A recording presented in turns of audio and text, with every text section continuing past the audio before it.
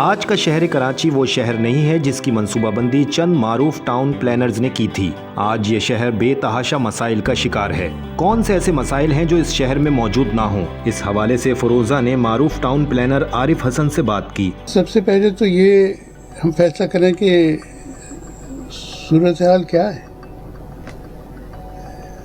حل تو بات کی بات ہے۔ اگر ہم صورتحال کو ڈاکیومنٹ نہیں کر سکتے تو ہم حل کیا لائیں گے؟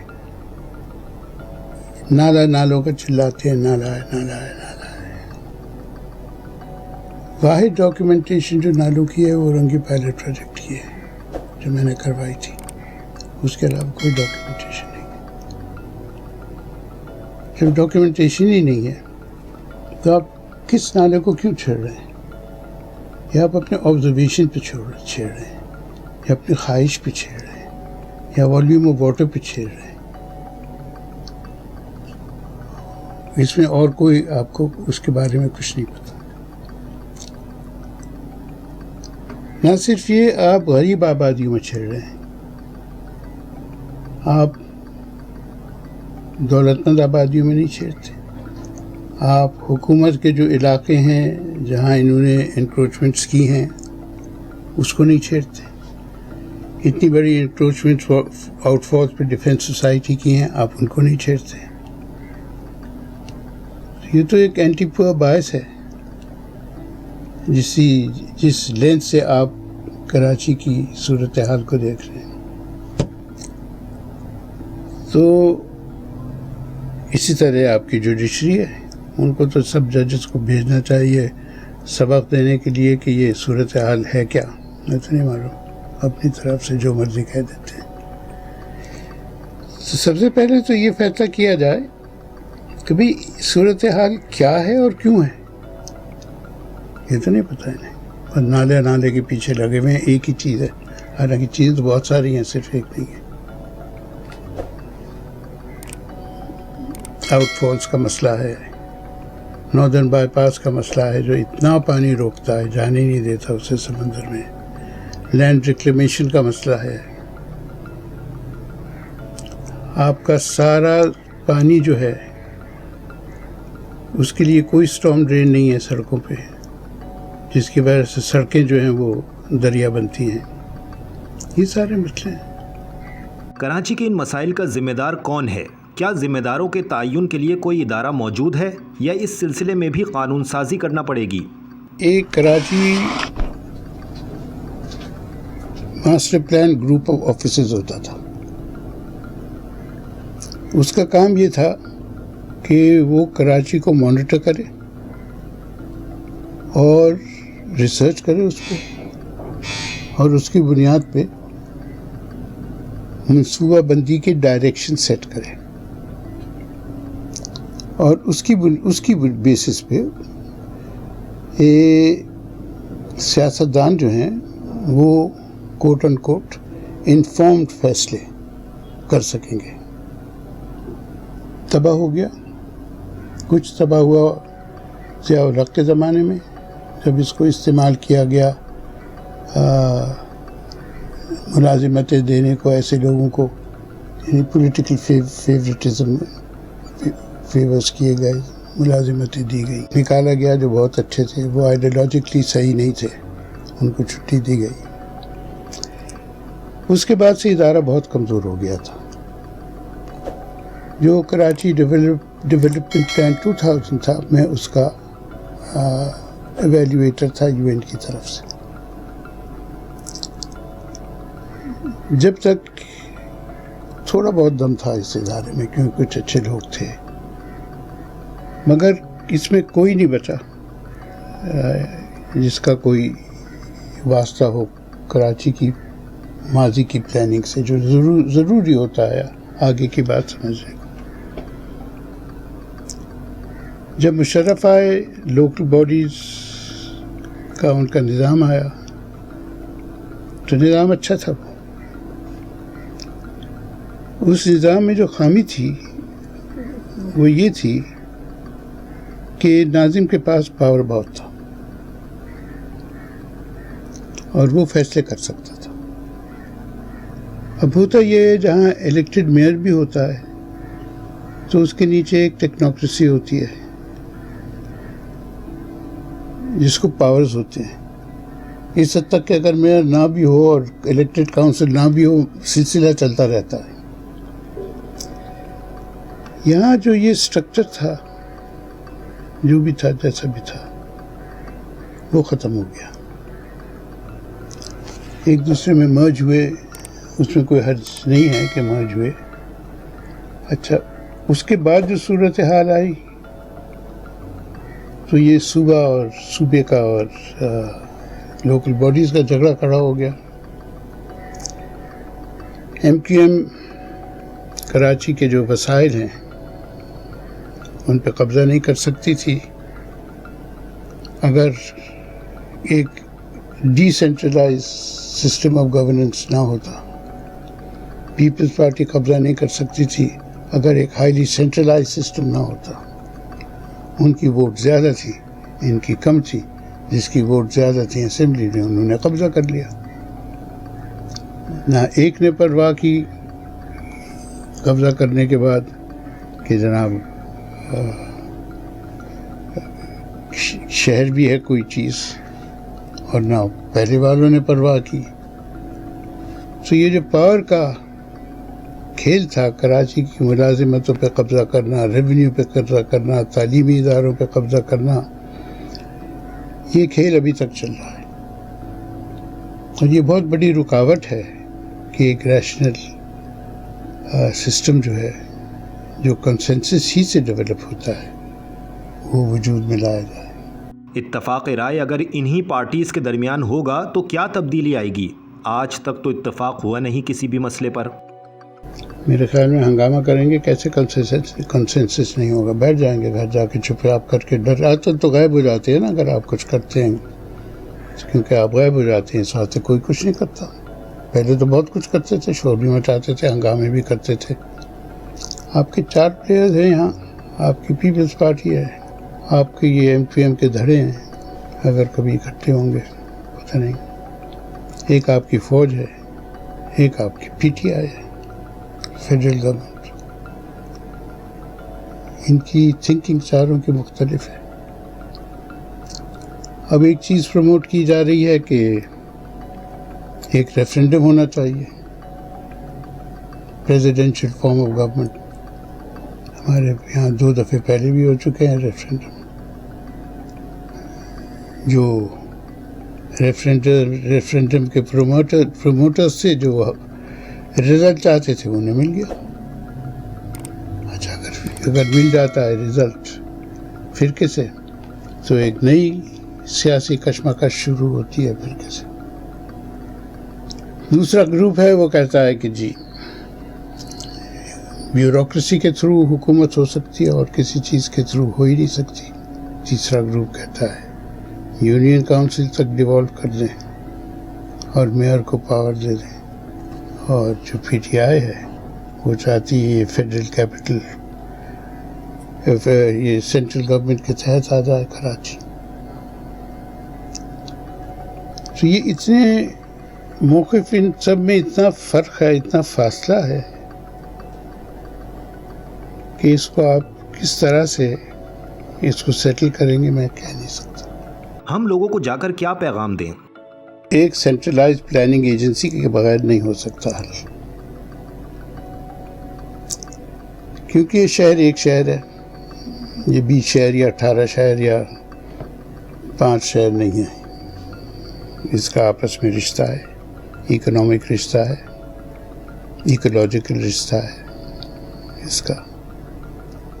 حالانکہ پچھلے 20-25 سال میں اس رشتے کو توڑا گیا ہے بہت حد تک, مگر رشتہ تو ہے. بہرحال شہر ہے, ایک شہر ہے, انٹرڈیپینڈنٹ اکانومیز ہیں. اب یہ جو کہتے ہیں کہ یہاں 19 یا جتنی بھی ہیں لینڈ اوننگ ایجنسیز ہیں اس کی پلاننگ نہیں ہو سکتی, تو یہ بات بالکل غلط ہے. مگر جو کراچی ڈیولپمنٹ پلان 2000 تھا اس میں ایک تجویز پیش کی گئی تھی کہ ایک Karachi division physical planning agency بنائی جائے اور ان کو اختیار ہو جو اختیار اب ہیں ان کے، وہ اختیارات ان کے پاس ہوں، مگر جو وہ پروجیکٹ بنائیں، جو وہ ڈیولپمنٹ لائیں، وہ جو اوور آل پلاننگ ایجنسی کا پلان ہو اس کے ماتحت ہو. اور وہ جو پلان تھا اس کے بھی کچھ نکات تھے جو انہیں فالو کرنے تھے. ایک لینڈ یوز وہ انہیں فالو کرنا تھا، جو اوور آل لینڈ یوز کا نقشہ ہو. کچھ بلڈنگ بائی لاز اور زوننگ ریگولیشنس تاکہ ڈینسٹی کے کچھ کنٹرولز مختلف علاقوں کے لیے ہو سکیں. کچھ اوپن سپیسز، اس کے رولز اینڈ ریگولیشنس. ڈرینیج اور سوئچ کی لنکیجز جہاں ضروری ہوں ان کو مینٹین کرنا. جہاں تک مجھے یاد آتا ہے کہ 2-3 اور چیزیں تھیں، باقی انہیں آزادی تھی. ان قوانین کو مد نظر رکھ کے وہ جو بھی ڈیولپمنٹ چاہتے تھے وہ کر سکتے تھے تاکہ ان کی اٹانومی برقرار رہے. کیونکہ اگر آپ کا خیال ہے کہ آپ کنٹرولمنٹ سے ان کے اختیارات چھین لیں گے تو پھر تو آپ کو بہت بڑا انقلاب لانا پڑے گا. وہ تو آپ چھوڑ دیں اس کو، یہ اکوموڈیٹ کرنا پڑے گا آپ کو. کچھ حد تک آگے چل کے ممکن ہے حالات تبدیل ہوں گے، ایک نیا جنریشن پیدا ہوگا، اس کے اپنے خیالات ہوں گے، اپنے تقاضے ہوں گے، جدید دنیا کا وہ حصہ ہوگا تو طے کرے گا کنٹرولمنٹس کے ساتھ بات کر کے. دوسری بات یہ بھی ہے، ایک سوال ہے کہ کیا آپ کراچی کے لیے ایسا نظام قائم کر سکتے ہیں بغیر پاکستان کے دوسرے شہروں کے لیے ایسا نظام قائم کیے؟ شہر بھی تو بڑے ہیں، لاہور بڑا ہے، ملتان بڑا ہے، راولپنڈی بڑا ہے، پشاور بہت بڑھ گیا ہے. تو یہ بہت سارے سوالات اٹھتے ہیں اور ان کے حل ہو سکتے ہیں، مگر اس کے لیے یہ جو میں نے آپ کو 4 پوائنٹس آف ویو بتائے، ان کو کہیں نہ کہیں نیرو ڈاؤن کر کے کوئی گیو اینڈ ٹیک کے ذریعے آپ کا حل نکل سکتا ہے. اب مسئلہ یہ ہے کہ یہ جو آپ کے لیڈران اور سیاسی پارٹیاں ہیں، یہ سیاسی پارٹیاں ہیں، یہ جانتی ہیں کانسٹیٹوئنسی کی سیاست اور ووٹ کی سیاست. یہ وہ نہیں ہیں، اسٹیٹسمین نہیں ہیں. اگر اسٹیٹسمین ہوتے جو لیڈران تھے پری پارٹیشن انڈیا کے تو شاید پاکستان نہ بنتا. وہ بھی اسٹیٹسمین نہیں تھے، ان کی بھی سیاست جو تھی وہ کانسٹیٹوئنسی اور ووٹس کی تھی. بیٹھ جائیں، کہیں اچھا بھائی ٹھیک ہے ہم اپنے موقف کو اتنا تبدیل کرتے ہیں، مگر اس کے لیے تو سب سے پہلے تو ولنگنس کی ضرورت ہے کہ آپ رضامند ہوں. مجھے نہیں پتہ کہ یہ رضامند ہیں یا نہیں ہیں. ایک بیان دے گا صبح کو، دوسری شام کو بیان دے گا، اس کو تبدیل کر دے گا پہلے صبح کے بیان کو. بعد دفعہ وہی آدمی تبدیل کر دیتا ہے 2-3 دن بعد. تو آپ مجھے بتائیے ولنگنس کہاں ہے؟ کچھ لوگوں کا خیال ہے کہ کراچی میں لوگوں کی آمد بند کر دینی چاہیے. اس شہر کی آبادی بہت زیادہ ہو چکی. آپ کی کیا رائے ہے اس بارے میں؟ اس شہر میں بہت گنجائش ہے. یہ رکے گی صرف ایک طرح سے کہ کراچی میں ملازمتوں کے جو مواقع ہیں وہ ختم ہو جائیں، ورنہ نہیں رکے گی. یہ جو بڑے شہر ہیں دنیا کے، جیسے آپ لے لیجیے ریو ڈی جنیرو ہوا، سین پاولو ہوا، ہانگ کانگ، حالانکہ وہ چین کا حصہ ہے جہاں ریسٹرکشنز بہت ہیں، کنٹرول بہت ہیں، کمیونسٹ پارٹی کے وارڈ ہیں ہر جگہ. نہیں ہوا، ٹوکیو میں نہیں ہوا. کوششیں کی گئی ہیں ان سب میں، نہیں ہوا کیونکہ ڈیمانڈ، یا تو آپ یہ فیصلہ کرنے یا آئندہ انڈسٹری نہیں لگنی بالکل اس شہر میں. اب جو پورٹ ایکٹیویٹیز ہیں وہ گوادر کے ساتھ شیئر کریں گے آگے چل کے، اس کو یہاں کم کریں گے، ریڈیوس کریں گے، افغان ٹرانزٹ ریٹ کہیں اور سے مینیج کریں گے. تو اس طرح سے آپ اس کو روک سکتے ہیں مائیگریشن کو. دیہات سے مائیگریشن بڑھیں گے اور مستقل بڑھیں گے، اور اس کے بڑھنے کی وجہ جو ہے وہ بہت سیدھی سادی ہے کہ جو آپ کے دیہات ہیں پہلے وہ بارٹر پہ اور کاسٹ پہ چلتے تھے. نہ اب کاسٹ رہی، نہ بارٹر رہا، نہ مکھی رہا، نہ پٹیل رہا، نہ پنچایت رہی، نہ جرگا رہا. یہ ساری جو آرگنائز کرتی تھی آپ کی پروڈکشن کو، وہ ختم ہو چکا ہے. اب چاہیے کیش انہیں، اور وہ اکانومیز کیش پیدا نہیں کرتی لینڈ لیس لیبر کے لیے، اور وہ کیش پیدا نہیں کرتی یہ جو جدید ضروریات ہیں زندگی کی. اس کے لیے موٹر سائیکل چاہیے، بہت ضروری ہو گیا. پھر اس کے علاوہ ٹیلی ویژن چاہیے، سیٹلائٹ چاہیے، کپڑے چاہیے، جوتی چاہیے. پہلے ننگے پاؤں پھرتے تھے. کپڑا عید کے موقع پہ ایک جوڑا خریدا جاتا تھا، بس وہ تھا. جسے چھوٹی عید کہتے ہیں، اس پہ جوڑا خریدا جاتا تھا، چپل خریدے جاتے تھے. یہ سب بدل گیا. اس کے لیے پیسہ چاہیے. اسی بات سے باہر جاتے ہیں، وہاں سے پیسہ بھیجتے ہیں. پکا مکان چاہیے. یہ ڈیمانڈز وہاں پورے نہیں ہو سکتے. شہر آتے ہیں، یہاں سے پیسہ کما کے بھیجتے ہیں، یہ ضروریات پوری ہوتی ہیں. ایکسٹینڈڈ فیملی جو ہے وہ انہی جھگڑوں میں کہ کس کا پیسہ ہے، سب کیوں خرچ کریں اس پیسے میں سے، تو میرا بابا بھیج رہا ہے، اس میں وہ ٹوٹ جاتی ہے.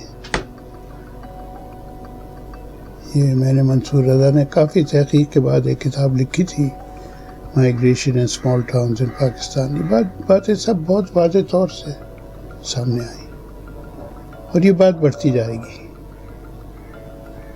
تو آپ نہیں روک سکیں گے. جو اب صورتحال وہ یہ ہو گئی ہے کہ اب سرکولیٹنگ پاپولیشنز ہو گئی ہیں. پہلے یہ ہوتا تھا کہ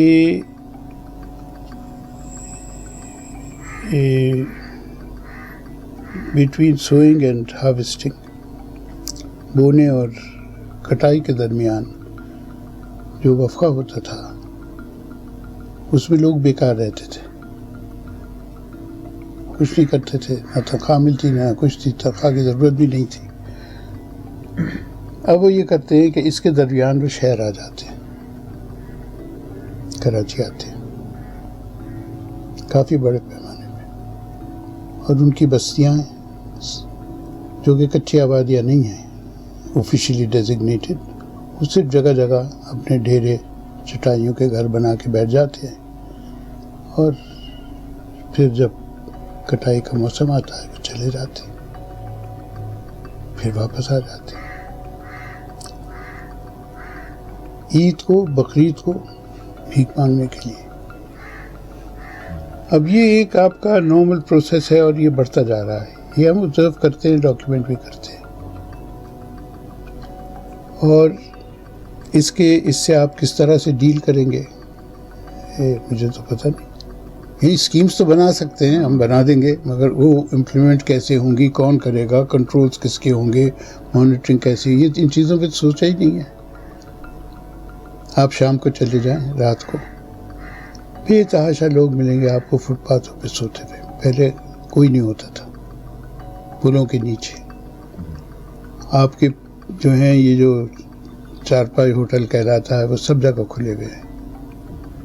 فٹ پاتھ پہ پلنگ بچھا دیے جاتے ہیں. 25 روپے رات کے لیا کرتے تھے، کوئی 2 سال پہلے، اب بڑھ گیا ہوگا، 50 ہو گئے ہوں گے، 100 ہو گئے ہوں گے.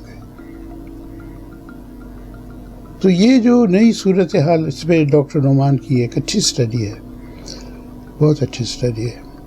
تو یہ جو صورتحال ہے، تبدیلی جو آ رہی ہے معاشرے میں، یہ آپ کو اس شہر کو اس نے بالکل تقسیم کر دیا ہے غریب اور امیروں میں. آہستہ آہستہ جو غریبوں کی جگہیں تھیں وہ امیروں نے ان پہ قبضہ کر لیا. چلیے میں کچھ آپ کو بتاؤں. ایک تو سب سے بڑا جو ظلم ہوا ہے وہ یہ ہوا ہے کہ بچوں سے ان کی کھیلنے کی جگہیں چھین لی گئی. ایک اولڈ کلفٹن کہلاتا تھا، گیا. یہ جہاں یہ بن قاسم پارک بنا ہے، یہاں آپ کو یاد ہوگا 30 سال سے کرکٹ ٹیمیں کرکٹ کھیلتی تھی چھٹیوں پہ. اب اجازت نہیں ہے، وہ سڑکوں پہ کھیلتے ہیں. سڑکوں پہ بھی اجازت نہیں ہے تو ان کا مستقل جھگڑا چلتا ہے پولیس سے. اب یہ ورلڈ بینک نے یہ بنایا ہے، پارک کہہ لیں جو بھی کہہ لیں، ڈی جے کالج کے پاس،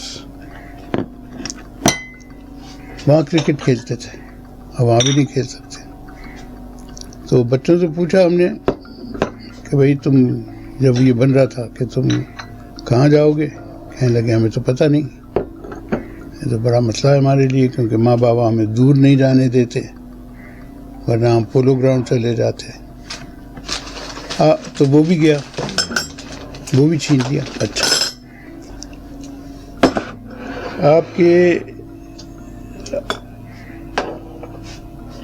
جو نیٹی جیٹی کا پورے اب جینا برج کا 100 سال سے زیادہ سے وہاں لوگ جو ہیں کچھ مذہبی اعمال کرتے تھے. بیشتر اس میں شیعہ حضرات تھے، ہندو تھے.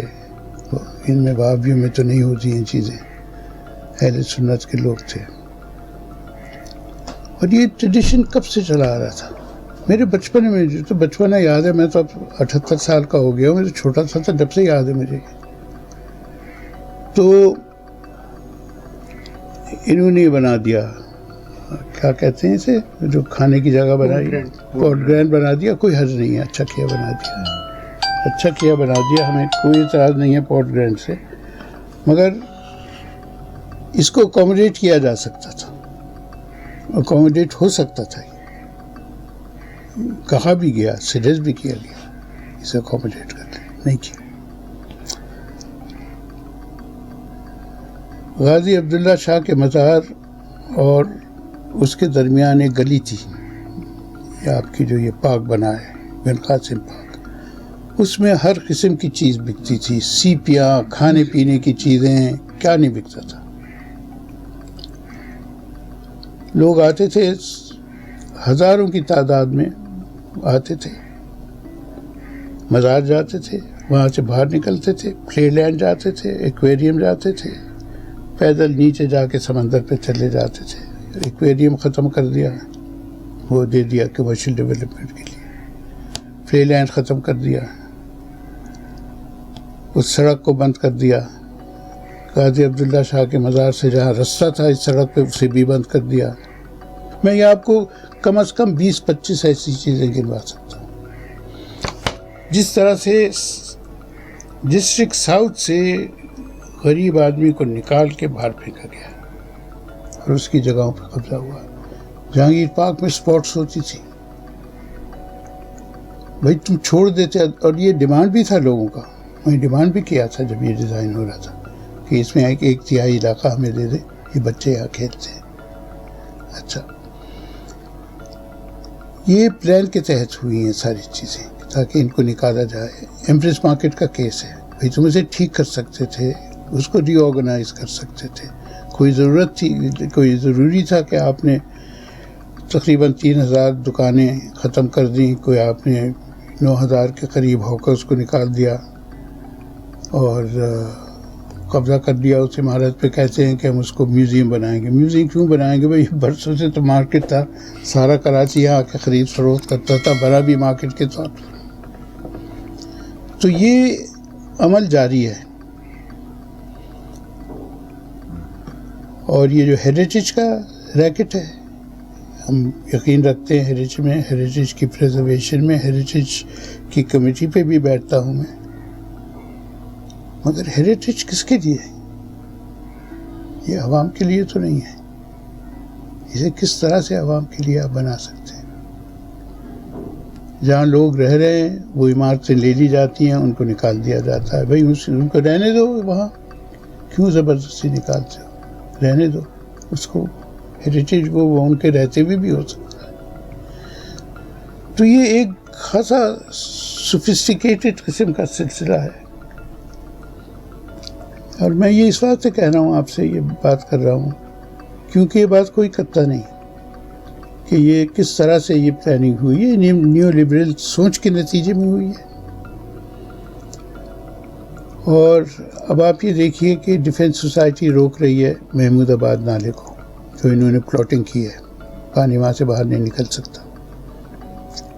تو یہ سب سے پہلے ہمارے پرائم منسٹر صاحب اس کو کیوں نہیں دیکھتے؟ یہ جو آپ کی 3 ڈرینز ہیں جو مائی کراچی بائی پاس روک رہا ہے، اس کو کیوں نہیں دیکھتے؟ ناردرن بائی پاس جو پانی روک رہا ہے کیونکہ 16 سے 18 فٹ اونچا ہے زمین سے، اور سارا فلڈ ہوا ہے اس کی دوسری طرف، تو اس کو کیوں نہیں دیکھتے؟ یہ ان غریبوں کے مکانوں کے پیچھے کیوں پڑے ہوئے ہیں؟ اچھا، اگر ان کو سرکانا ہے بالکل سرکائیں، مگر سرکائیں، ان کے مکان جو ہیں 12 گھنٹے کے نوٹس پہ نہ گرائیں. آپ سروے کریں جو رستے میں ہیں، جیسے قاعدہ تھا پہلے ری سیٹلمنٹ کا، کیونکہ ہم تو ری سیٹلمنٹ برسوں سے کرتے آ رہے ہیں، کیونکہ ہم تو بنے ہی ریفیوجی کیمپ سے، تو ری سیٹلمنٹ تو وہ کام تھا.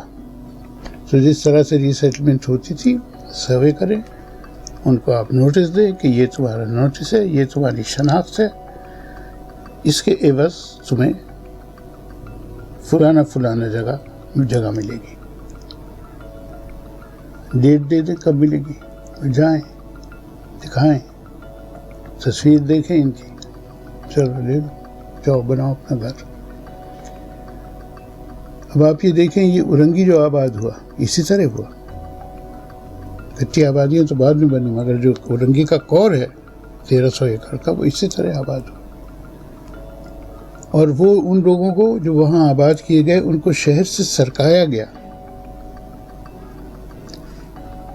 وہ 1960s کی بات ہے.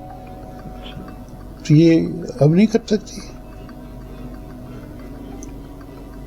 انہیں اب پرواہ نہیں رہی، انہیں اپنے عوام کی عزت نہیں رہی، ان کے دکھ تکلیف کا احساس نہیں رہا.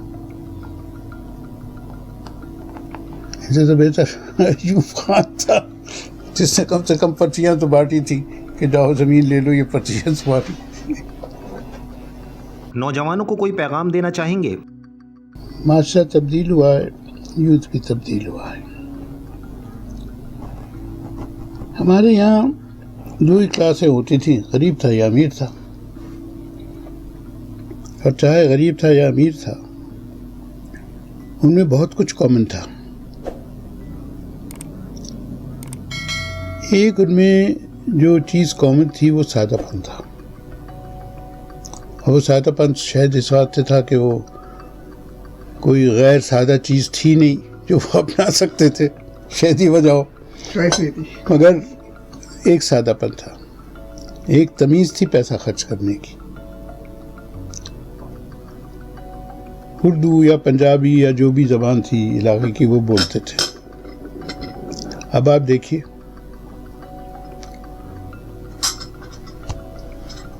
جو اب ایلیٹ کے بچے ہیں وہ علاوہ انگریزی کے کچھ نہیں بولتے. انہیں نہ اپنی تہذیب کا کچھ پتہ ہے، نہ وہ کبھی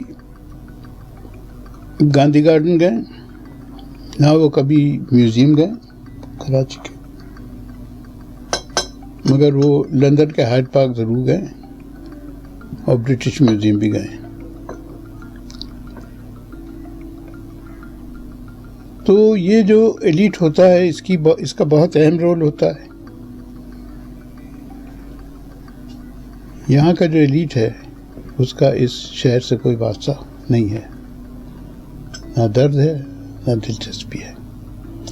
یونیورسٹی میں جائیں پڑھانے کے لیے، سب جگہ نہیں، یہ زیادتی ہوگی اگر میں کہوں گا سب یونیورسٹیز، مگر جو بھی آپ کی زیادہ ایلیٹ یونیورسٹیز ہیں، بچوں سے پوچھو کھرا در کہاں ہے، نہیں معلوم۔ ناظم آباد کہاں ہے تو بہت دور ہے، حالانکہ 15 منٹ کا فاصلہ ہوگا۔ یہ جو فاصلہ، یہ جو کلاس کا اسپیکٹ ہے، یہ بہت تیزی سے بڑھ گیا۔ پہلے یہ تھا کہ یونیورسٹی جو تھی پبلک سیکٹر کی یونیورسٹی آف کراچی تھی، وہیں جانا ہوتا تھا اور آپ کہیں نہیں جا سکتے تھے۔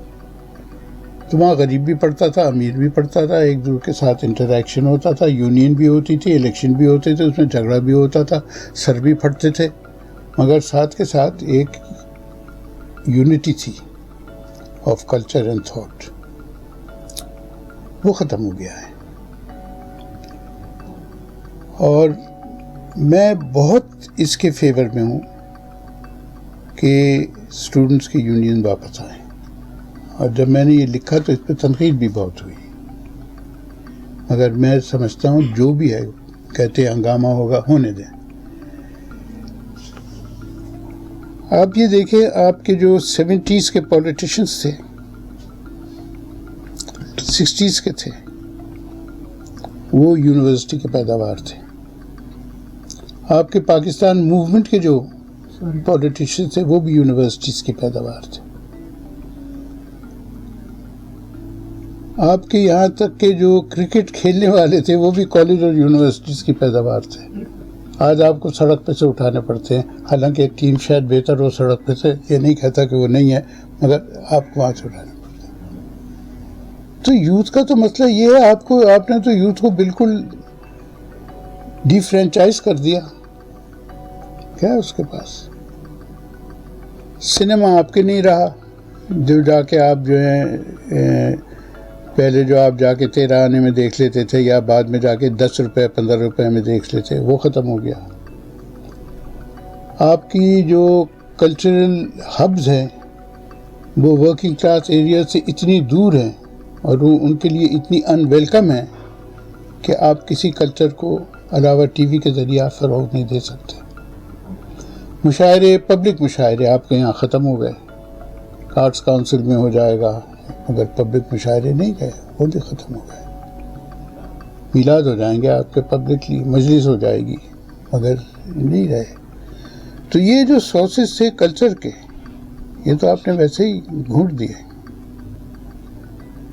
اور یہ شروع ہوا ضیاء کے زمانے میں، کیونکہ انہوں نے تو یہ فیصلہ کیا تھا کہ یونیورسٹیز میں کوئی ایکسٹرا کریکولر ایکٹیویٹی ہوگی نہیں، یہاں تک کہ آپ کو اگر ایک پلے کرنا ہوتا تھا تو اس کی اسکرپٹ جو ہے وہ ڈی سی دیکھ کے فیصلہ کرتا تھا کہ وہ ہو بھی سکتا ہے یا نہیں۔ آپ کوئی پبلک ڈبیٹ نہیں کر سکتے تھے بغیر پرنسپل کی اجازت کے، اور پرنسپل سبجیکٹ جو ہے وہ پرنسپل سے اپروو کرانا ہوتا تھا، اور وہ پرنسپل جو ہے وہ ڈرتا تھا کہ وہ ایسی غلط چیز میں اپروو نہ کروں۔ تو آپ نے ہر قسم کا سوچ جو ہے، کانفلکٹ کے بغیر سوچ نہیں ہوا کرتی، مختلف پہلوؤں پہ ڈسکشن نہیں ہوگا تو کوئی تھنکنگ پروسیس نہیں ہوگا، وہ آپ نے سب ختم کر دیا بالکل۔ آپ مقابلہ کرتے ہیں آج کے سیاستدانوں کا اور 60s اور 70s کے سیاستدانوں کا، یا آج کے سیاستدانوں کا اور پارٹیشن پری پارٹیشن سیاستدانوں سے، تو یوتھ کا کیا کریں؟ میرا تو یہی خیال رہا ہے، اس پہ بات جب بھی ہوئی ہے میں نے تو یہ کہا ہے کہ ایک آپ یونینز کو اجازت دے دیں اور کہنے دیں جو کہنا چاہتے ہیں۔ تو میرے سے یہ بھی کہا گیا ہے جب یہ تو غداری ہوگی، اگر انہوں نے اس قسم، تو ٹھیک ہے پھر غداری ہو جائے، ابھی کس کا کیا کریں، کچھ تو آپ کو کہیں نہ کہیں تو سوچنے کے مواقع دینے پڑیں گے، کوئی سپیس دینی پڑے گی۔ یہ تو نہیں ہو سکتا آپ چاہیں کہ یوتھ ڈیولپ ہو اور اس کو اجازت نہ دی جائے ڈیولپ ہونے کی۔ اور یوتھ کے بھی مسئلے ہیں، پہلے اسے کچھ نہیں چاہیے تھا